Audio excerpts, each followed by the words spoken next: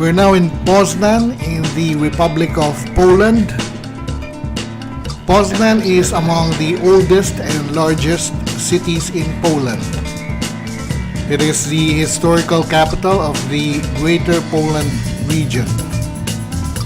We're just a few blocks away from the hotel, taking a look at Poznan as the academic site that it's supposed to be.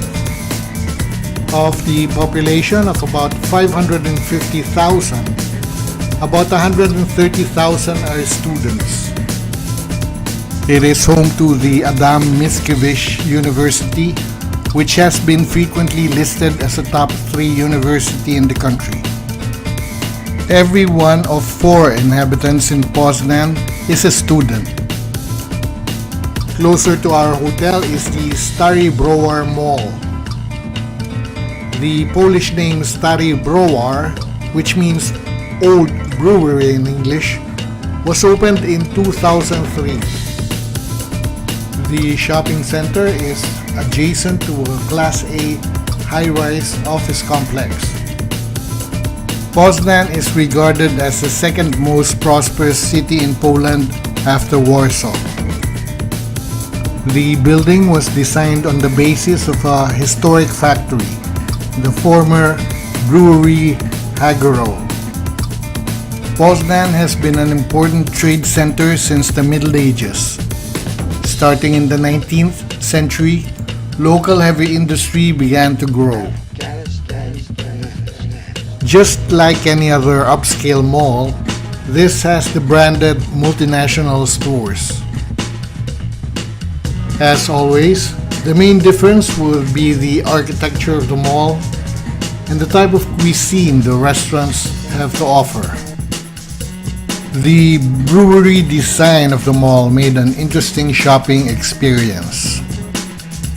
It felt a little bit like being at the Guinness Brewery Museum in Ireland. The only difference is the relaxing backyard park of the mall, where the nearby residents can sit back and relax. Many Western European companies have established their Polish headquarters in Poznan. Most of the foreign investors are German and Dutch companies. Poznan was part of the German Empire with the unification of German states in 1871. Where are we now? At the end of World War I, the final Greater Poland Uprising from 1918 to 1919 brought Poznan and most of the region back to newly reborn Poland. The next day, we're on our way to the capital of Poland, Warsaw. During World War I, a total of 2 million Polish troops fought with the armies of the 3 occupying powers, and 450,000 died. We'll be taking a look at the vestiges of the scars of World War II in the country, to being the 8th largest and one of the most dynamic economies in the European Union.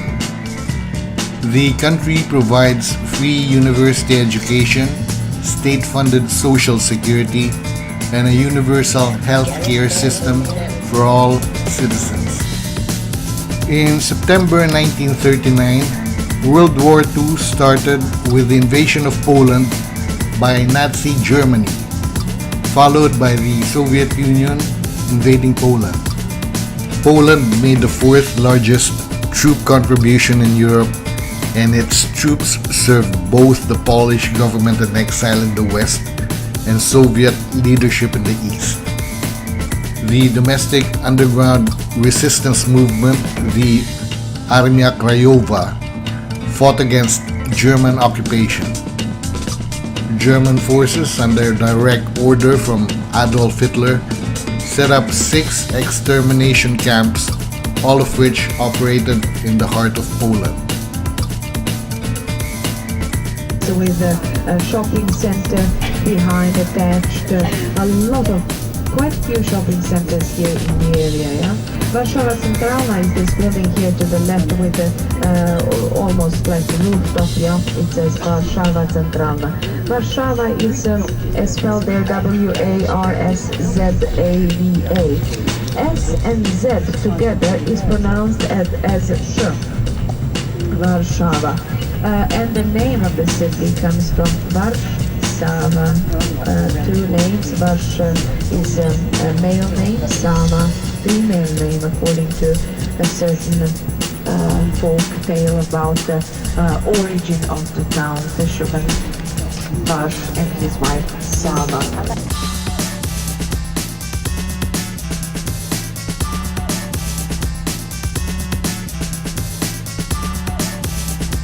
This building is one of the last remnant of the Soviet occupation of Poland. This is the Palace of Culture and Science. During World War II, Germany killed almost 3 million Polish Jews and another 3 million ethnic Poles, including academics, doctors, lawyers, nobility, priests, and others. It is estimated that of pre-war Poland's collective Jews, approximately 90% were killed. During the course of World War II, approximately 84% of the city was destroyed due to German mass bombings. After World War II, the Polish People's Republic was established as a satellite state under Soviet influence. We're now in our hotel at the center of Warsaw. The location of the hotel would have been nice with all the restaurants and shops nearby. However, the room we got was one that could have been great but was not. A huge advertisement was in front of the hotel which covered several rooms' view, which included our room. Inconveniences such as this should be mentioned at the website TripAdvisor to advise other travelers of what to expect. A chodzi o niedociągnięcia w systemie identyfikacji działek, który nie działa do końca w Polsce prawidłowo.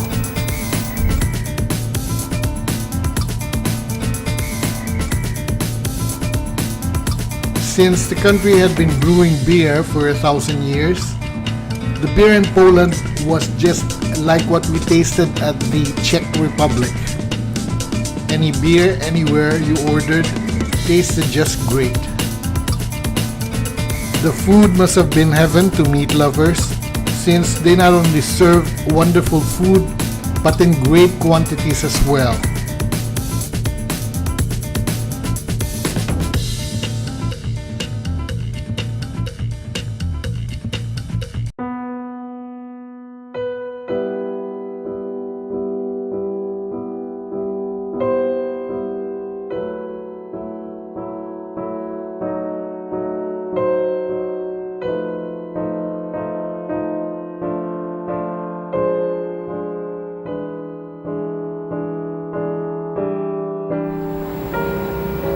Also a very famous Pole standing, of course Felix Chopin, you probably know him, the greatest Polish pianist and composer. Some people say that he's our best commercial in the world, because if you don't understand Poland, you know, the only thing you have to do is just actually listen to Chopin, and then everything will become clear, because his music is so typical Polish. Like, he really captured in his music everything what is Polish. And also, so they just cut it into pieces and melt it for bullets. So this is just a copy from 1960s, and originally the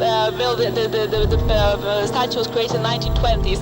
But there you can see three symbols of Poland captured in this statue. The first one is a head of an eagle, like that. You can see with an eye and a beak, because white eagle with a golden crown on his head is the symbol, coat of arms of Poland. The second symbol is Chopin's hand, actually, like that, with his bones sticking out like of his fingers, playing the piano. Can you see it? Like this, yeah?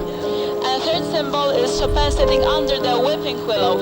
Of course, whipping willow is the most famous Polish tree in the countryside where Chopin was born. It was full of whipping willows, and also whipping willow is just considered to be the most traditional national Polish tree. And this is just these three symbols captured in this. Frederick Franciszek Chopin, or Frederick Francois Chopin, was a Polish composer and virtuoso pianist of the Romantic era who wrote primarily for solo piano. A child prodigy, he completed his musical education and composed his earlier works in Warsaw before leaving Poland at the age of 20. Chopin grew up in Warsaw, but in 1835 obtained French citizenship. Over 230 works of Chopin survive when he died at the age of 38. Charles-André Joseph Marie de Gaulle was a French general and statesman who led the Free French forces during World War II. His connection to Warsaw goes back to after World War I, when he was the staff of the French military mission to Poland as an instructor of Polish infantry during its war with Communist Russia from 1919 to 1921. He lived in Warsaw for about 2 years.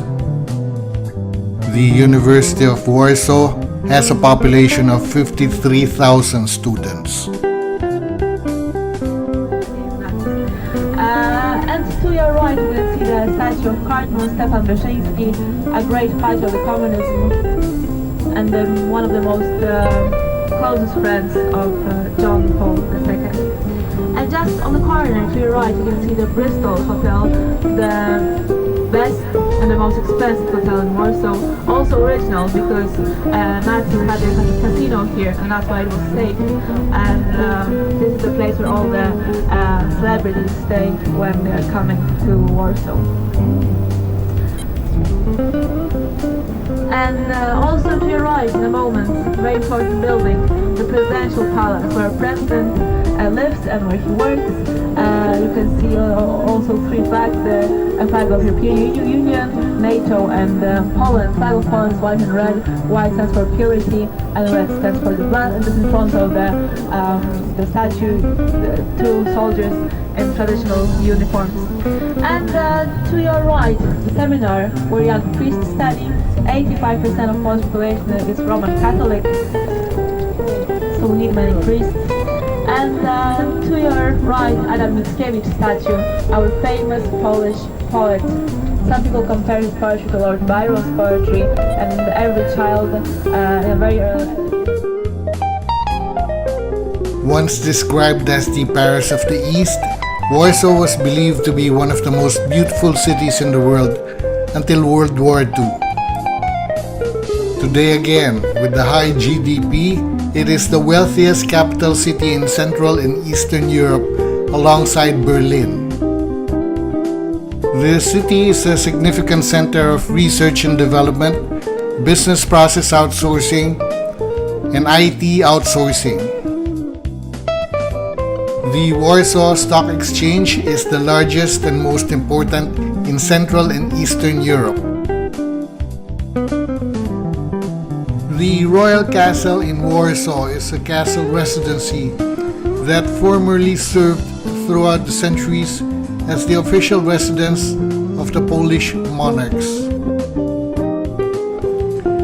Initially, the complex served as the residence of the Dukes of Masovia, and since the 16th century, the seat of the Polish-Lithuanian Commonwealth, the King and Parliament.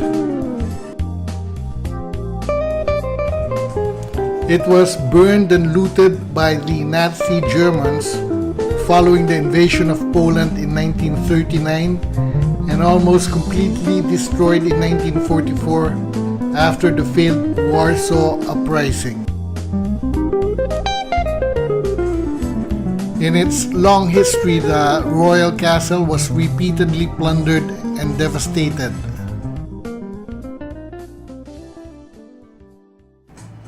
Today, it is a historical and national monument and is listed as a national museum.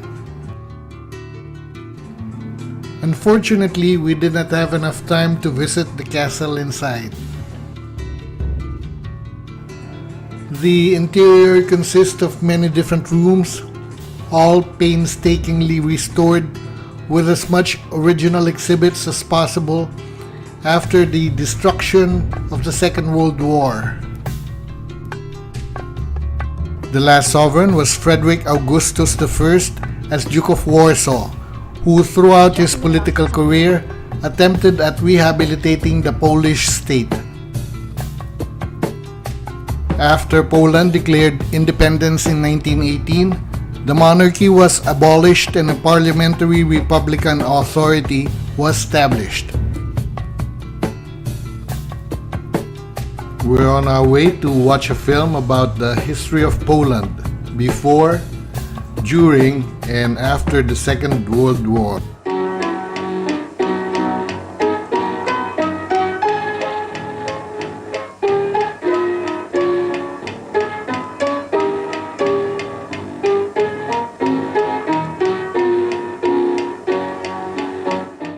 The balance for the city's defense: 6,000 soldiers killed, 25,000 civilians killed, 12% of the city totally destroyed.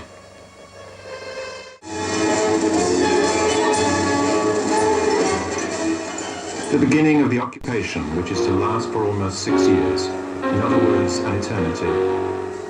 The first signs of genocide.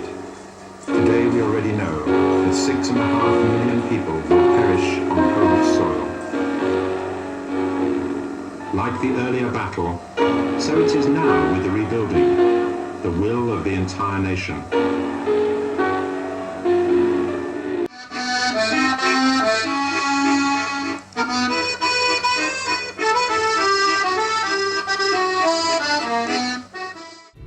Here, 430 people were shot by the Nazis. I mean, Germans were constantly doing these mass executions in Warsaw, and they were just driving around in their cars, and suddenly they were saying stop, halt, and everybody had to stop there, and they were picking people from the crowd, putting them in lines, and shooting them just in the middle of the streets. After World War II, the Polish People's Republic was established as a satellite state under Soviet influence. In the aftermath of the revolutions of 1989, most notably through the emergence of the Solidarity movement, Poland re-established itself as a democratic republic. The People's Republic of Poland was officially proclaimed in 1952. The Warsaw Uprising, which broke out in 1944 and lasted for 2 months, was one of the most important and devastating events in the history of Warsaw and Poland. 90% of Warsaw's buildings were destroyed, with the systematic destruction of the city carried out by the Germans after the uprising. Despite the imposition of martial law in 1981, it eroded the dominance of the Polish United Workers' Party, and by 1989 had triumphed in Poland's first partially free and democratic parliamentary elections since the end of the Second World War. Lech Walesa, a Solidarity candidate, eventually won the presidency in 1990. The Solidarity movement heralded the collapse of communist regimes and parties across Europe. Augustów is a small quiet town on the fringes of Poland on the way to Vilnius, Lithuania, where we had great lunch and a relaxing free time. It's no wonder the town is known as a health and relaxation resort town. From 1939 to 1941, Soviet troops occupied the town. Many inhabitants were sent to exile in Kazakhstan, from where some were able to return after 6 years. The Nazi German forces occupied the town until 1944. The stopover in small towns such as this is always special. They have their own charm, which is way different from the big cities, are quite relaxing, and closer to the heart of a country. The town was named after King Sigismund II Augustus. So how did you like the food? Number 3. Okay. And 1 soup. Actually, the food was superb. It tasted homemade. Just like the meal we had at Warsaw, it was delightful.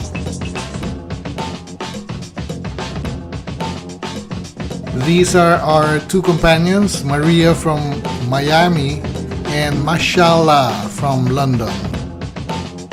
The nice thing about the package tour are the fellow travelers, usually just around the corner you can exchange information with about the new town you're in. The current population of Poland is 38 million. There are 33 million Catholics, meaning 86% of Poland's population is Catholic. Poland is a developed and democratic country which maintains a high-income economy along with very high standards of living, life quality, safety, education, and economic freedom. Poland has a leading school educational system in Europe. Having an extensive history, Poland has developed a rich cultural heritage. Polish is a Slavic language spoken primarily in Poland. It is one of the official languages of the European Union. The Polish alphabet has 9 additions to the letters of the basic Latin script. Russian was commonly learned as a second language, but after the revolutions of 1989, it has been replaced by English as the most common second language studied and spoken. More than 50% of Poles speak English. We'll soon be leaving Augustów and Poland for that matter and heading for Vilnius. We're on day 5 of our 14-day package tour, which had been enlightening to say the least. We'll be experiencing closer what the places and the people by the Baltic Sea are like for several more days. We'll be looking at the 3 Baltic states one at a time: Lithuania, Latvia, then Estonia. If you see a road sign with a diagonal line across where you want to go, it means you've gone over your destination.